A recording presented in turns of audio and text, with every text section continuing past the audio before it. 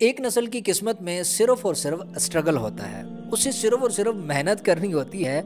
उसे बसा औक़ात उस मेहनत का सिला भी नहीं मिल पाता।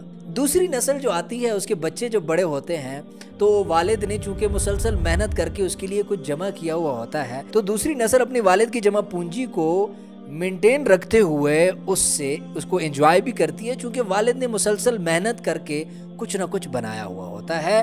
और दूसरी नस्ल उसको मेंटेन इसलिए रख पाती है कि उसने वालिद की मुशक्क़तों को भी देखा हुआ होता है। होता यह है कि जब तीसरी नस्ल आती है, तीसरी पुश्त बड़ी होती है, तो वो मेहनत नहीं करती, मेंटेन नहीं करती, सिर्फ और सिर्फ एंजॉय करती है, क्योंकि उसने अपने वालिद को उतनी मेहनत और मुशक्क़त करते हुए नहीं देखा होता जितनी दादा ने की हुई होती है। तो तीसरी पुश्त बड़ी होकर सिर्फ और सिर्फ एंजॉय करती है और बाप दादा के मुकम्मल असासों से खूब लुत्फ़ अंदोज होती है। नतीजा ये निकलता है कि जब चौथी पुश्त बड़ी होती है तो उनके हिस्से में सिर्फ और सिर्फ स्ट्रगल होता है, क्योंकि तीसरी पुश्त वो सब कुछ खा चुकी होती है जो बाप और दादा की मेहनत से बना हुआ होता है। हाँ, वो ख़ानदान फिर भी ग्रो कर जाते हैं और चौथी पुश्त में भी उनकी तरक्की का ग्राफ ऊपर जाता है, जिन्होंने अपनी अगली नस्ल को वो वाली मुशक्क़तें दे दी होती हैं कि जो उन्होंने खुद बर्दाश्त की हुई होती हैं। नई जनरेशन को सिर्फ उन सहूलियात में बढ़ने नहीं दिया होता जो उन्होंने